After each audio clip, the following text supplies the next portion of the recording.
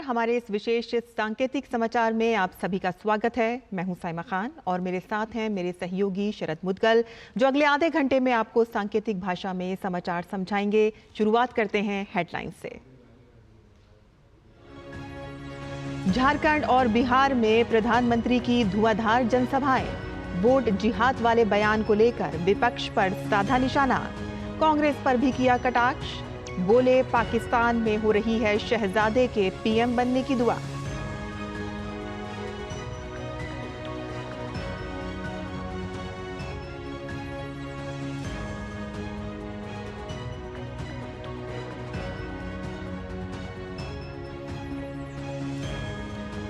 लोकसभा चुनाव के बीच दिल्ली में कांग्रेस को लगा बड़ा झटका। कांग्रेस के अरविंद सिंह लवली, राजकुमार चौहान और अमित मलिक सहित कई नेताओं ने थामा भाजपा का दामन।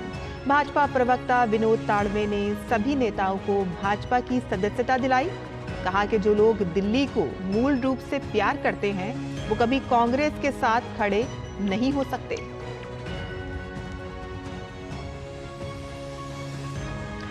चुनाव के बीच कांग्रेस को एक और बड़ा झटका। ओडिशा के पूरी सीट से पार्टी उम्मीदवार ने लौटाया टिकट। प्रचार के लिए संसाधन उपलब्ध न कराने और कमजोर उम्मीदवारों को उतारे जाने का दिया हवाला।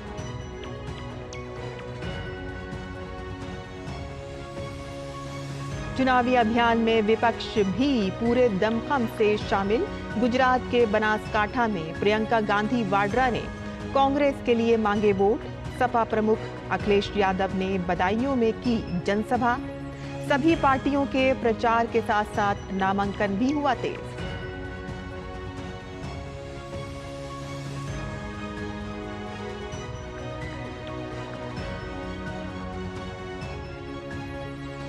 तटीय केरल और दक्षिणी तमिलनाडु में मौसम विभाग का रेड अलर्ट। समुद्र में ऊंची लहरें उठने की जताई आशंका। उत्तर और मध्य भारत में भीषण गर्मी का कहर। मौसम की मार से फिलहाल राहत की नहीं उम्मीद।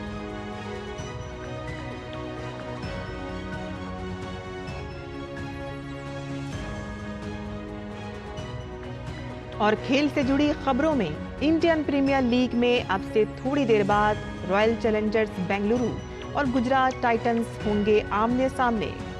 प्लेऑफ की दौड़ से अभी भी बाहर नहीं हुई आरसीबी के लिए इस मैच में जीत दर्ज करना होगा बेहद जरूरी। और अब समाचार विस्तार से और बात करते हैं सबसे पहले 24 की चुनौती की।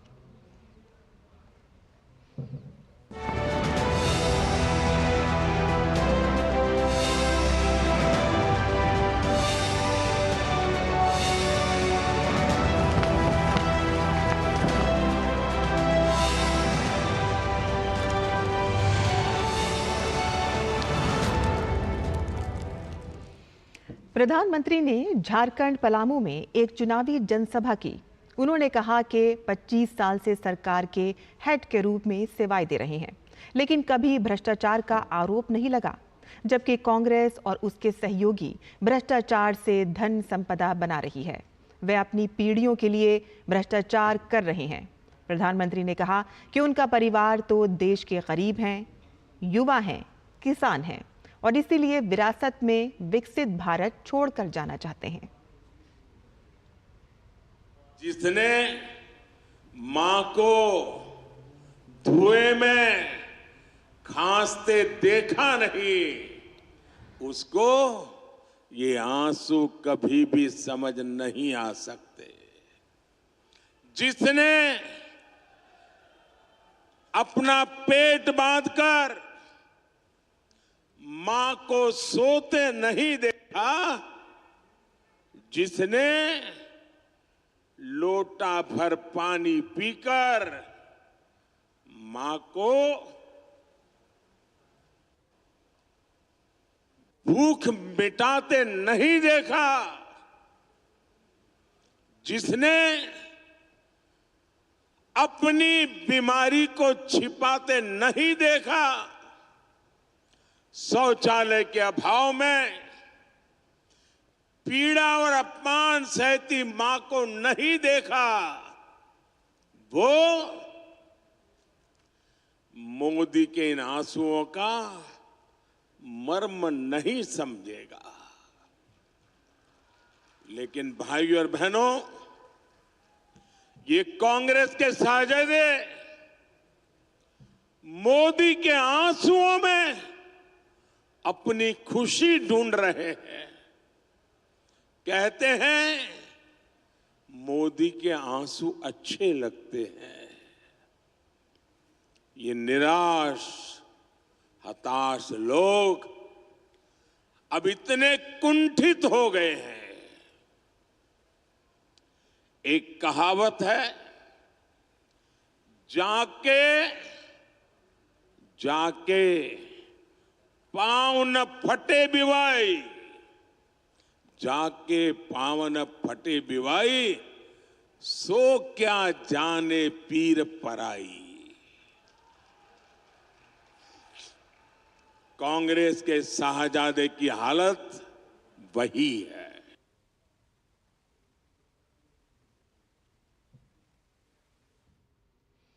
वहीं प्रधानमंत्री ने कहा कि साल 2014 में आम जन के एक वोट की ताकत ने देश में एक मजबूत सरकार का गठन किया था, जिसको पूरी दुनिया ने लोकतंत्र की जीत करार दिया। आपके एक वोट ने ऐसा काम किया कि पूरी दुनिया भारत के लोकतंत्र की ताकत को सलाम करने लग गई थी। आपने 2014 में अपने एक वोट से कांग्रेस की महाभ्रष्ट सरकार को हटा दिया था। आपके एक वोट ने बीजेपी एनडीए की सरकार बनाई और आपके इस एक वोट की ताकत का परिणाम क्या हुआ? आज भारत का पूरी दुनिया में डंका बज रहा है।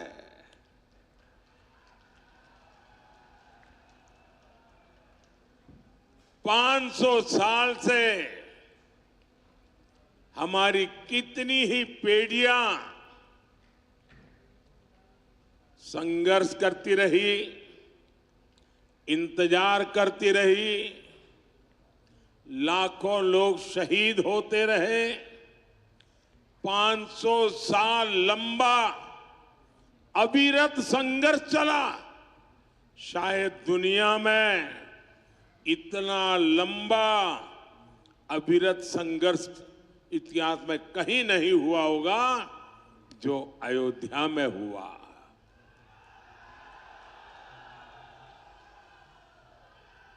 आपके वोट की ताकत देखिए, आपके वोट की ताकत देखिए। 500 साल तक लड़ाई लड़नी पड़ती थी, 500 साल तक इंतजार करना पड़ता था, 500 साल तक अनेक पीढ़ियां बीत गई, लेकिन जो काम नहीं हुआ वो आपके एक वोट से आज राम मंदिर बन गया।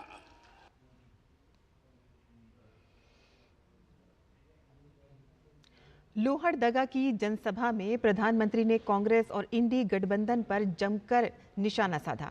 पीएम ने भ्रष्टाचार और तुष्टीकरण को लेकर विपक्षी दलों पर जोरदार वार किया।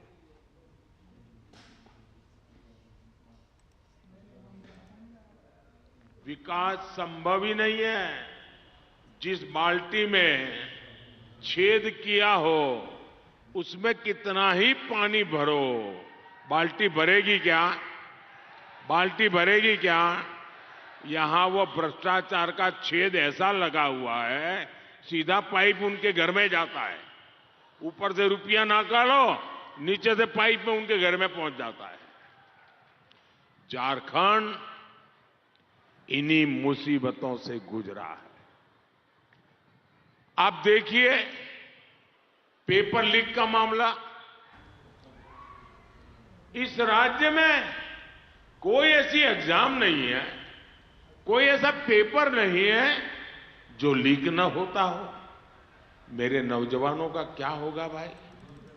और मैंने देखा कि झारखंड सरकार में बैठे हुए लोग सुधरने वाले नहीं हैं, तो मुझे दिल्ली से ही डंडा चलाना पड़ेगा। और इसलिए मोदी ने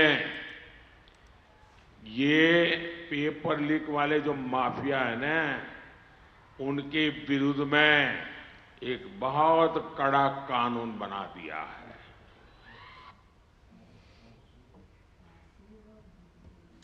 उत्तर प्रदेश के मुख्यमंत्री योगी आदित्यनाथ ने मध्य प्रदेश के अशोकनगर में चुनावी रैली को संबोधित करते हुए कांग्रेस के न्याय पत्र पर निशाना साधा।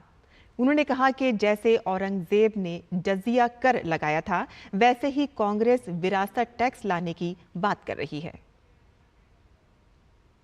कांग्रेस का मैनिफेस्टो भी आपने देखा होगा। औरंगजेब ने एक कर लगाया था, उसका नाम है जजिया कर। आज कांग्रेस भी अपने मैनिफेस्टो में जजिया कर की बात करती है। ये जजिया कर क्या है? जो उन्होंने विरासत टैक्स की बात की है। देखो, मोदी जी कहते हैं कि विरासत का सम्मान होना चाहिए, और दूसरी तरफ कांग्रेस क्या कहती है अपने मैनिफेस्टो में? कहती है हम विरासत टैक्स लगाएंगे।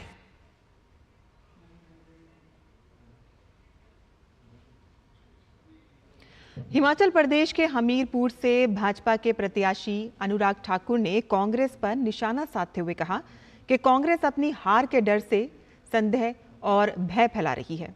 उन्होंने कहा कि कांग्रेस अब तो डीप फेक और फर्जी वीडियो का सहारा ले रही है। कांग्रेस हार के डर से भय भ्रम फैला रही है और अब तो डीप फेक का सहारा ले रही है। एक फर्जी पार्टी फर्जी वीडियो बनाने तक आ गई। फेक न्यूज़, फेक वीडियोस और इनका फेक चेहरा आज देश के सामने बेनकाब हुआ है। चुनाव के समय कुछ लोग तुष्टीकरण की राजनीति करते हैं, एक समुदाय तक अपने आप को सीमित कर लेते हैं, चाहे वो इंडी गठबंधन के लोग हों या ओवैसी जी हों। ये सब क्षेत्रवाद, जातिवाद, संप्रदाय, इसकी राजनीति करते हैं और कहीं ना कहीं इसलिए आज लोगों ने इनको नकारा है।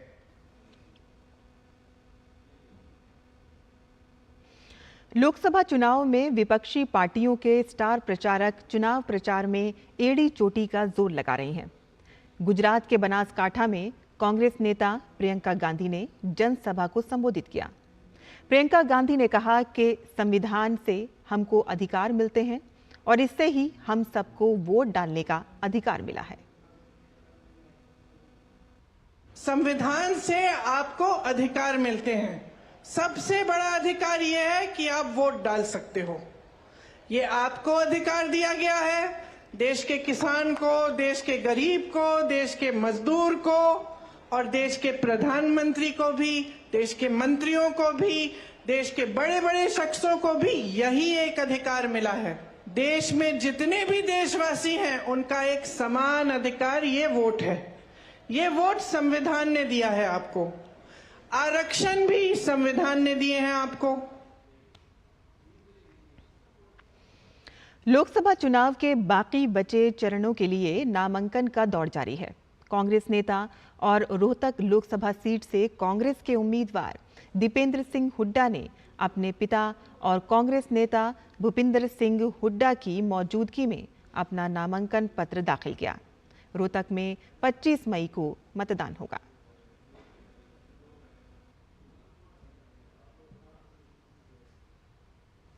राहुल गांधी के अमेठी से चुनाव न लड़ने पर गृह मंत्री अमित शाह ने बयान के बाद कांग्रेस नेता जयराम रमेश ने प्रतिक्रिया देते हुए कहा है कि 2 जगह से चुनाव क्यों नहीं लड़ा जा सकता। क्या लाल कृष्ण एडवाणी और सुषमा स्वराज ने 2 स्थानों से चुनाव नहीं लड़ा था? नरेंद्र मोदी 2 सीटों से नहीं लड़े थे? क्या लाल कृष्ण आडवाणी 2 सीटों से कभी नहीं लड़े थे? क्या सुषमा स्वराज 2 सीटों से नहीं लड़ी थी? क्या अटल बिहारी वाजपेयी 2 सीटों से नहीं लड़े थे? तो और खुद हमारे स्वघोषित चाणक्य ने कहा है कि अमेठी और रायबरेली परंपरागत सीट है। ये मेरे शब्द नहीं है, ये गृह मंत्री के शब्द है। तो परंपरागत सीटों से लड़ना वास्तविक है राहुल जी का, तो वो रायबरेली से लड़ रहे हैं। और इस विशेष बुलेटिन में यहां हम रुकते हैं एक छोटे से ब्रेक के लिए। आप देखते रहिए डीडी न्यूज। राहुल जी, कहाँ भागे जा रहे हो इतनी बारिश में? अरे पापा बस वोट डाल के आया। बेटा मौसम देख, अभी जाना जरूरी है क्या? पापा, पहले बरसात के समय कैसे कच्चे मकान में सब पानी पानी हो जाता था, अब जिसने हमें पक्की छत दी है उसे वोट भी तो भाग के ही जाके देना होगा ना। तो आप भी चलो ना मेरे साथ। हाँ चल रहा हूँ चल। जिसकी गारंटी ने जिंदगी संवारी, उसको वोट देने की गारंटी हमारी। कमल का बटन दबाएं, भाजपा को जिताएं। तेरी होने वाली मदर इन लॉ कुछ ज्यादा ही ट्रेडिशनल है। ट्रेडिशनल लोग ज्यादा इमोशनल होते हैं। तो भाई साहब, अब कोई किसी की लाइफ में आग नहीं लगा पाएगा। समर कूल, जो हर दिल करे कबूल।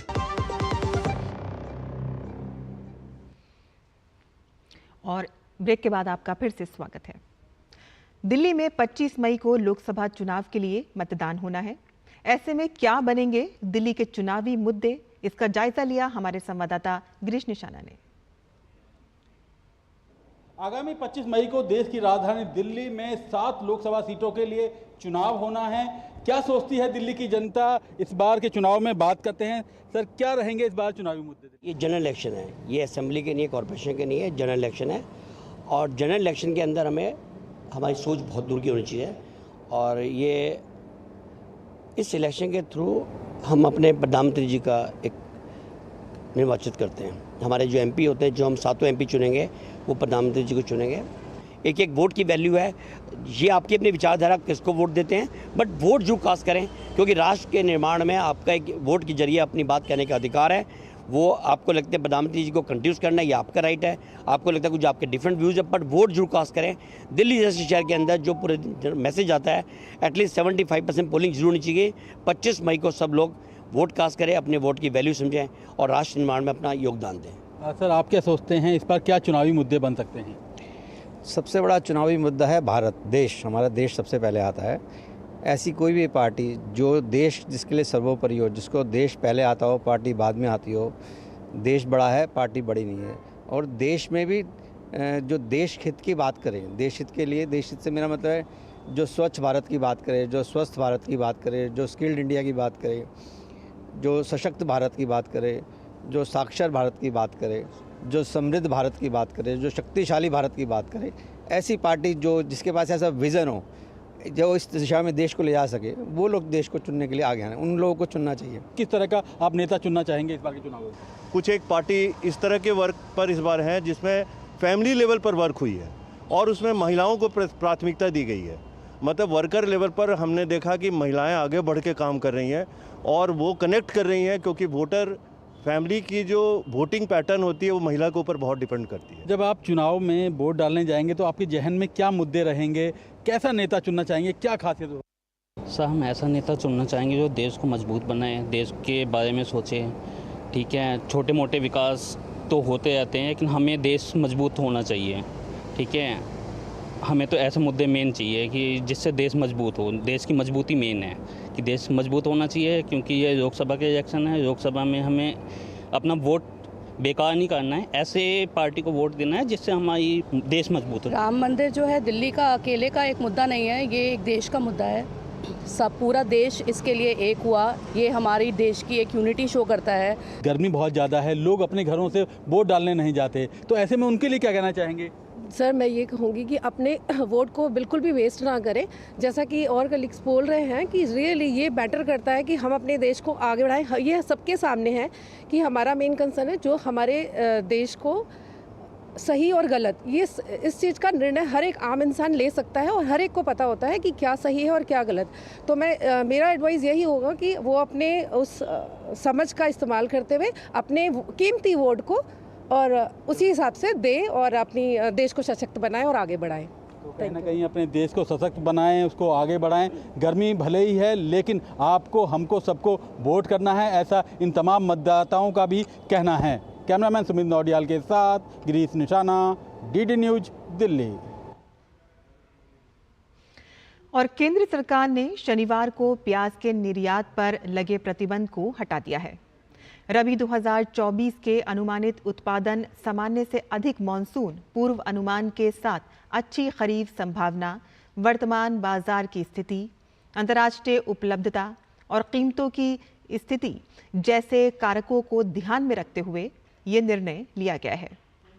और इसके साथ ही मिनिमम एक्सपोर्ट प्राइस MEP $550 तय किया गया है। विदेश व्यापार महानिदेशालय की ओर से इस संबंध में एक अधिसूचना भी जारी की गई है। बता दें कि इससे पहले पिछले साल अगस्त में केंद्र ने प्याज के निर्यात पर आंशिक तौर पर रोक लगाते हुए 31 दिसंबर 2023 तक के लिए इसकी निर्यात ड्यूटी 40% कर दी थी।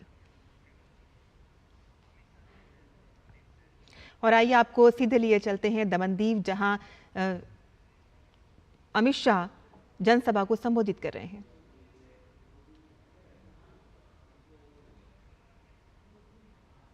आने का मतलब है इस देश से हमेशा के लिए आतंकवाद को समाप्त कर देना, इस देश के हमेशा से लिए नक्सलवाद को समाप्त कर देना, इस देश को दुनिया का तीसरे नंबर का अर्थतंत्र बनाना, इस देश के 4 करोड़ गरीबों को आवास देना, 3 करोड़ गरीब बहनों को लखपति दीदी बनाना, 10 करोड़ गरीबों को सूर्य घर योजना से मुफ्त में बिजली देना और 11 करोड़ किसानों को 5 साल में 3 लाख करोड़ रुपया सीधा इनके बैंक अकाउंट में डालना। भाई और बहनों, मोदी जी को तीसरी बार प्रधानमंत्री बनाने का मतलब है सारी मोदी गारंटी को जमीन पर उतारना। भारतीय जनता पार्टी वो पार्टी है जो कहती है वो करती है। मुझे बताओ भाई और बहनों, ये कश्मीर जो है हमारा है या नहीं है? जोर से बोलो, है या नहीं है? ये जो हमारे खड़गे साहब हैं, कांग्रेस के अध्यक्ष महोदय, वो कहते हैं राजस्थान और दीव दमन वालों का कश्मीर से क्या लेन देन। अरे खड़गे साहब, आप 80 पार हो गए मगर इस देश को नहीं जान पाए। दादरा नगर दीव दमन का मेरा एक एक युवा कश्मीर के लिए अपनी जान देने के लिए तैयार है, जान देने। ये कांग्रेस पार्टी 70 साल से धारा 370 को संभाल कर बैठी थी। इसके कारण कश्मीर भारत का अभिन्न अंग नहीं होता था, वहां आतंकवाद चलता था, विकास नहीं होता था। नरेंद्र मोदी जी को आपने दूसरी बार प्रधानमंत्री बनाया। 5 ही साल में मोदी जी ने केस भी जीता, भूमि पूजन भी किया और प्राण प्रतिष्ठा कर कर जय श्री राम कर दिया। 500 साल के बाद प्रभु श्री राम आज अपने भव्य मंदिर में विराजमान है। भाइयों बहनों, जब प्राण प्रतिष्ठा होती थी, ट्रस्ट ने राहुल जी, प्रियंका जी, सोनिया जी सबको न्योता भेजा मगर वो नहीं गए, प्राण प्रतिष्ठा के कार्यक्रम में नहीं गए। क्यों नहीं गए भाई? मालूम है आपको? वो अपनी वोट बैंक से डरते हैं कि वहां जाएंगे तो हमारी वोट बैंक समाप्त हो जाएगी। दीव दमन वालों, मालूम है ना उनकी वोट बैंक कौन सी है? अरे यार बोलो, है या नहीं है मालूम? उनको डरने दो। भारतीय जनता पार्टी वाले नहीं डरते। हमने डंके की चोट पर राम मंदिर भी बनाया, मां काली का शिखर भी सजाया, काशी विश्वनाथ कॉरिडोर भी बनाया और सोमनाथ का मंदिर भी सोने का बनने जा रहा है। भाइयों बहनों, सोने का बनने। मैं आपको बताने चाहता हूं, नरेंद्र मोदी जी ने ये 10 साल में करोड़ों गरीबों के जीवन में उजाला भरने का काम किया है। 80 करोड़ गरीबों को प्रति माह, प्रति व्यक्ति 5 किलो अनाज मुफ्त में देने का काम नरेंद्र मोदी ने किया। 12 करोड़ शौचालय बनाए, 4 करोड़ लोगों को घर दिया, 10 करोड़ लोगों को उज्ज्वला का कनेक्शन दिया और 14 करोड़ लोगों को नल से जल देने का काम नरेंद्र मोदी जी ने किया है। नरेंद्र मोदी भाई और तो आप ये सीधा प्रसारण दमनदीप से देख रहे थे, जहां बीजेपी के वरिष्ठ और नेता और स्टार प्रचारक अमित शाह एक चुनावी जनसभा को संबोधित कर रहे थे और वो बीजेपी को वोट देने की अपील कर रहे थे। उन्होंने कहा कि अगर आप बीजेपी को वोट देते हैं तो ये समझें कि आप मोदी की गारंटी को ज़मीन पर उतार रहे हैं और जल्द से जल्द मोदी जी की जितनी भी गारंटियां हैं वो जल्द से जल्द ज़मीनी स्तर पर आएंगी और पूरी होंगी। तो इस विशेष सांकेतिक समाचार में बस इतना ही। मुझे और मेरे सहयोगी शरद मुदगल को अब अनुमति दें। नमस्कार।